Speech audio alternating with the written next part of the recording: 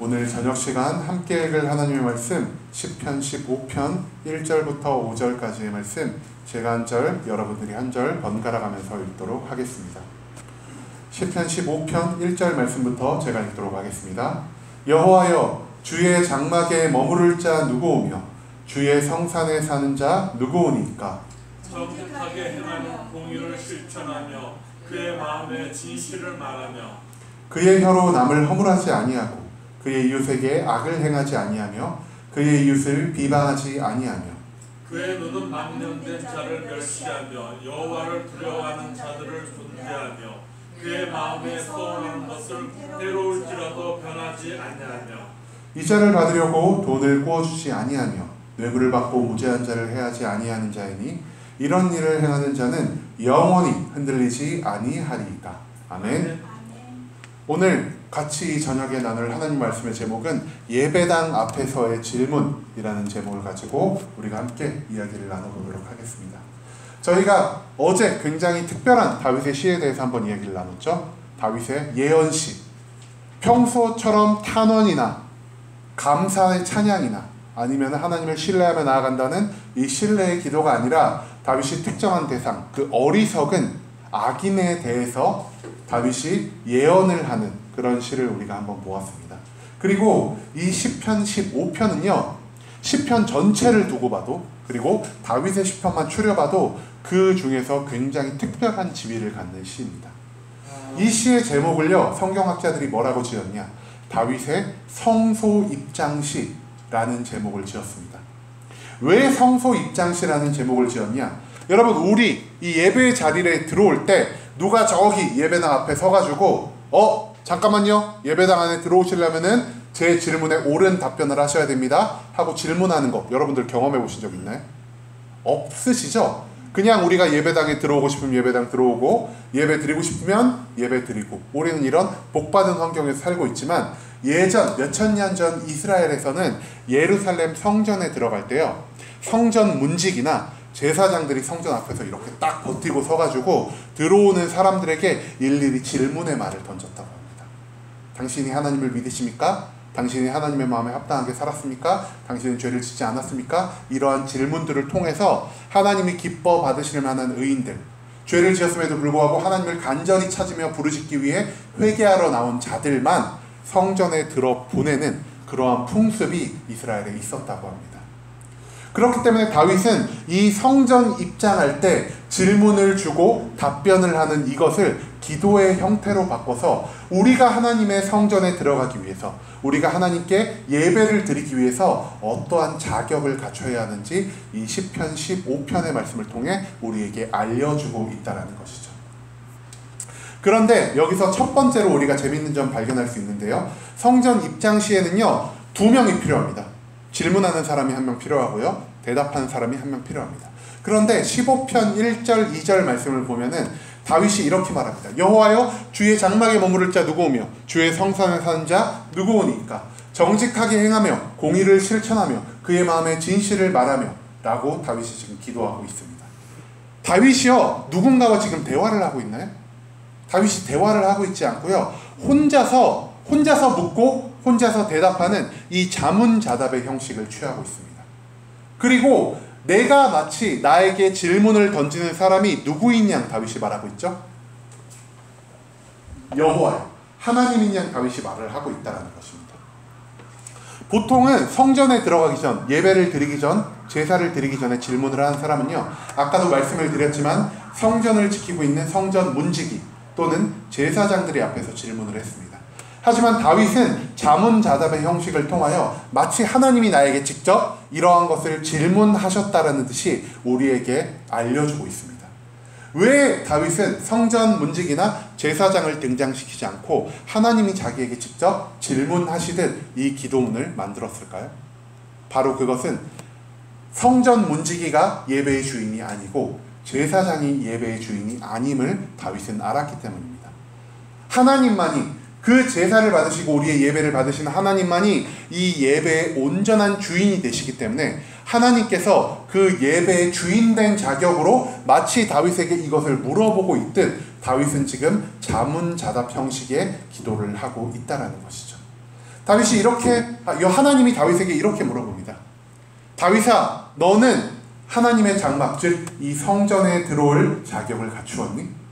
너는 하나님의 성산에 사는 자, 하나님과 계속해서 함께 살아갈 수 있는 자격을 갖추었니? 라는 질문을 다윗에게 던지십니다. 하나님은요, 이 예배의 자리에 하나님을 모르고 하나님을 미워하고 하나님을 원천적으로 거부하며 살아가는 죄인들과 악인들을 예배의 자리에 온전히 드리지 않으십니다. 그들을 차별해서, 그들을 미워해서 하나님이 예배의 자리에 드리지 않으실까요? 그건 아닙니다. 하나님이 그들을 예배의 자리에 드리지 않는 이유는 간단합니다. 그들이 자신의 죄로 인해, 자신의 악행으로 인해서 그 거룩한 하나님과 대면하는 예배의 자리에서 죽임을 당할 수도 있고요, 죽임에 준하는 엄청난 벌을 받을 수도 있기 때문에 하나님은 오히려 그들을 배려하시고자 하나님을 믿는 사람들을 예배의 자리로 온전하게 부르시고요, 또한 죄를 지었음에도 불구하고 그 죄를 회개하기 위해서 하나님께 나온 자들을 예배당 안으로 온전히 들이십니다. 그렇기 때문에 고대에 이 예배에 참석할 수 있는 자격이라는 것은 내가 하나님을 믿으며 하나님 앞에 떳떳하게 나아가는 자, 또는 내가 죄를 지었지만 하나님 앞에 진심으로 회개하고 이 죄를 극복하기 위해서 하나님을 의지하는 자, 이 두 부류의 사람들이 예배에 들어갈 자격을 얻을 수 있는 자였다는 것이죠. 하나님이 다윗에게 물어봅니다. 너가 과연 예배를 드릴 수 있는 온전한 자격을 갖추었니? 라고 말이죠. 다윗은 자문자답의 형식으로 이렇게 답합니다. 하나님, 예배에 들어갈 자격이 무엇입니까? 정직하게 행하는 것이 예배에 참석할 수 있는 자격이 아니겠습니까? 공의를 실천하며 사는 것이 예배에 참석하는 자격이 아니겠습니까? 마지막으로 마음의 진실을 하나님께 온전히 말할 수 있는 자가 예배에 참석할 자격이 있는 자가 아니겠습니까? 라고 다윗은 하나님께 대답합니다. 여기서 우리가 자세히 살펴봐야 할 세 가지 단어를 발견할 수 있는데요. 정직, 공의, 진실, 이 세 가지의 단어입니다. 정직이라는 말은요, 하나님 앞에서 책망할 점이 없는 거룩한 삶을 살아가고 있는 사람들을 정직한 사람이다 라고 성경은 말하고 있습니다. 이 말을 조금 쉬운 말로 변화시키면 어떻게 되겠습니까? 하나님을 사랑하는 자가 됩니다. 정직, 즉 하나님 앞에 거룩한 삶을 통해 내가 하나님을 사랑한다는 것을 증명하며 살아가는 사람. 그리고 나서 하나님은 공의를 말합니다. 공의는 무엇입니까? 내가 내 주변의 이웃들에게 친절하게 대해주고 그들을 살피며 그들을 사랑하며 사는 삶. 다른 말로 바꾸면 말씀하신 것처럼 이웃사랑의 삶이 되겠죠. 마지막으로 진실입니다. 진실이라는 것은요, 내 마음의 중심에 단 한 가지의 거짓도 없는 삶을 의미합니다. 내가 비록 죄악된 삶을 살고 있더라도 그 안에 내 죄악을 감추지 않고 나의 모든 것을 하나님께 보여드릴 수 있는 진실함과 온전함, 솔직함으로 하나님께 나아갈 수 있는 자가 바로 하나님의 예배에 참석할 자격을 부여받은 자다 라고 다윗은 이 시편 15편 3절을 통해 우리에게 알리고 있다는 것입니다. 예배에 참석하기 위한 기본적인 자격, 가장 최소한의 자격은 이 세 가지입니다. 하나님을 사랑하고 이웃을 사랑하며 내가 하나님께 숨기는 것이 아무것도 없는 상태, 하나님께 모든 것을 보여드릴 수 있는 상태로 나오는 자가 하나님의 온전한 예배에 참석해 하나님과 대면하고 하나님의 임재를 체험할 수 있다라고 하나님은 이 다윗의 시편을 통해 우리에게 알리고 계신다는 것이죠. 자, 그렇다면은 정직과 공의와 진실을 말하며 사는 사람들은 어떠한 삶을 살고 있을까요?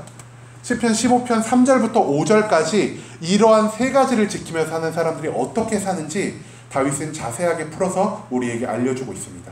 다윗은 총 8가지의 삶의 자세를 이야기하는데요. 이렇게 말합니다.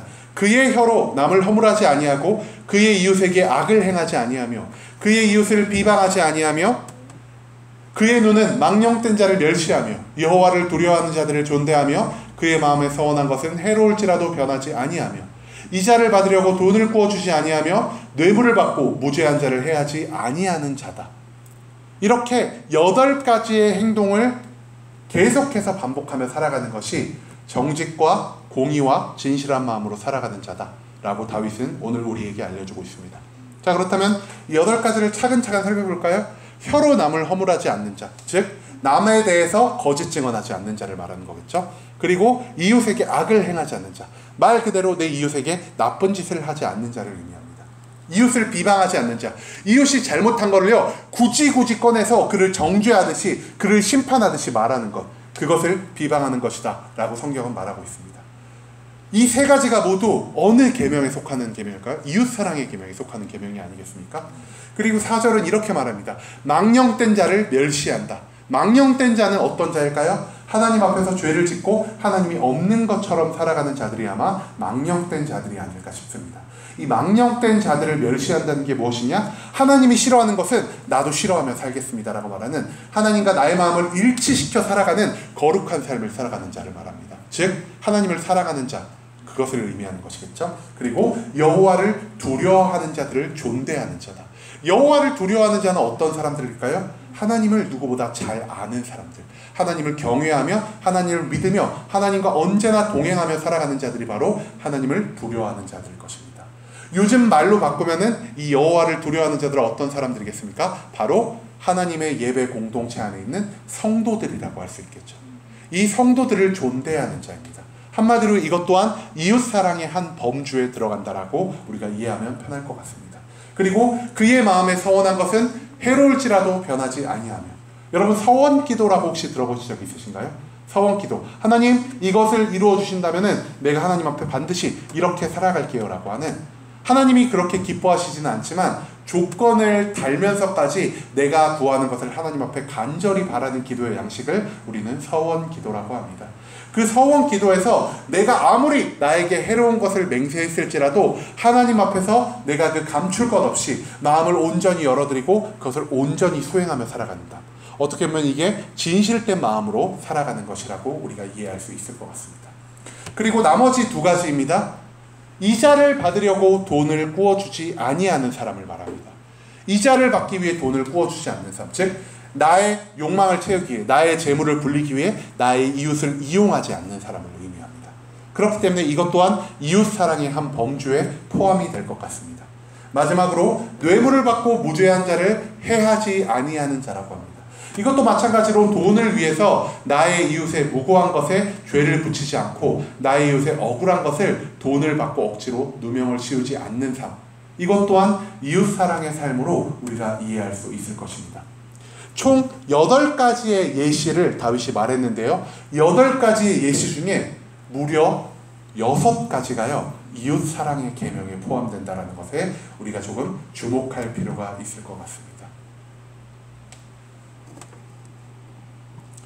여러분 성경 전체에서요 하나님의 말씀을 한 계명으로 줄이면 어떤 계명이 될까요? 하나님을 사랑하고 이웃을 사랑하는 삶.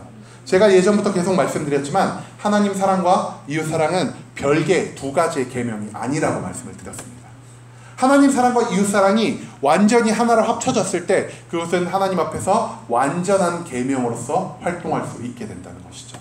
그런데요 우리는 때때로 이웃사랑의 삶은 무시한 채 하나님 앞에서 나의 거룩만을 추구하는 삶을 살아가곤 합니다. 왜냐? 이웃사랑은 너무 힘들거든요.